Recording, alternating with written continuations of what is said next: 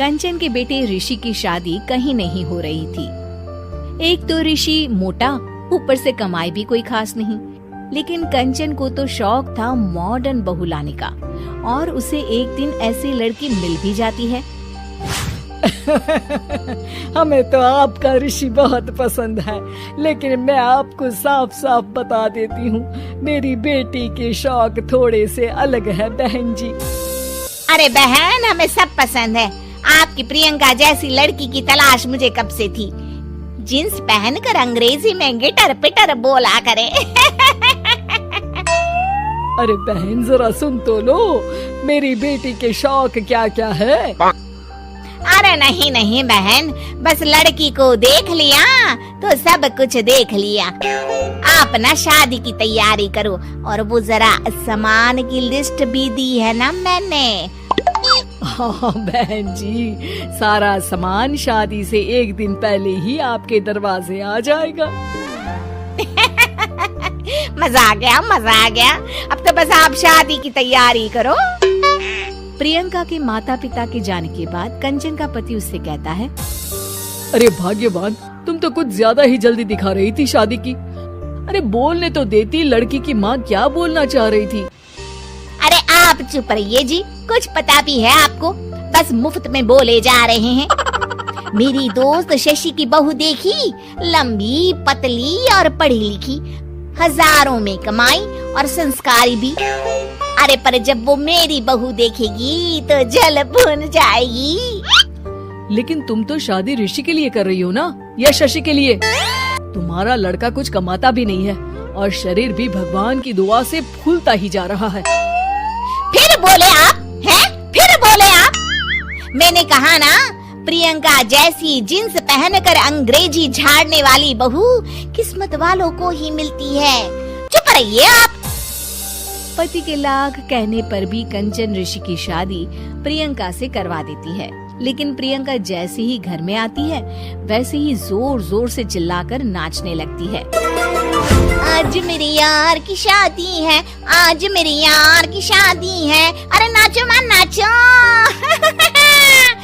आज मेरे यार की शादी है। कंचन, उसका पति और ऋषि ये देखकर हैरान रह जाते हैं। लग रहा है बहू को शादी की बड़ी खुशी है। हाँ हाँ, बहू क्यों नहीं, हम भी नाचेंगे। अरे नाचो नाचो जी, मुंह क्या देख रहे हो, चलो चलो नाचो, बहू कह रही है। कंचन ये कहकर प्रियंका के साथ नाचने लगती है। ऋषि और उसके पिता वहाँ से चले जाते हैं। अगले दिन कंचन अपनी सहेलियों को प्रियंका से मिलवाने के लिए घर बुलाती है, जहाँ शशि भी आती है। अरे शशि, कैसी हो? मैं ना तुम्हें प्रियंका से मिलवाती हूँ। अरे सच में बहुत ही एडवांस सोच की लड़की है। कितने मॉडर्न ख्यालात है उसके, पता है तुम्हें? अरे हाँ कंचन, जरूर। बच्चों की शादी अच्छी ही होनी चाहिए, और वैसे भी तुझे तो शुरू से ही ऊंचे ख्याल की बहू चाहिए थी। तभी कंचन की सहेली कहती है, अरे कंचन बुलाओ ना प्रियंका को, हम भी मिल ले। अरे बहू प्रियंका, जरा बाहर तो आना। कई बार आवाज देने के बाद भी प्रियंका बाहर नहीं आती है, तो कंचन को बुरा लग जाता है। वो उसे लेकर बाहर आती है, लेकिन ये क्या, प्रियंका लड़खड़ाती हुई बाहर आती है और उसके हाथ में शराब की बोतल होती है। हालांकि शराब पीना स्वास्थ्य के लिए हानिकारक होता है, और ये हमारी किडनी के लिए बहुत ही खतरनाक है। लेकिन कंचन की बहू प्रियंका पूरे नशे में होती है। अरे इतने सारे लोग। ये कहकर वो शशि के पास जाती है। आंटी जी, पत्ते खेलेंगी, पत्ते। अरे दूर हो, दूर हो, तुम्हारे मुंह से तो शराब की बदबू आ रही है। अरे कंचन, माना तुम्हें मॉडर्न बहू चाहिए, लेकिन आधुनिकता का मतलब ये तो नहीं ना।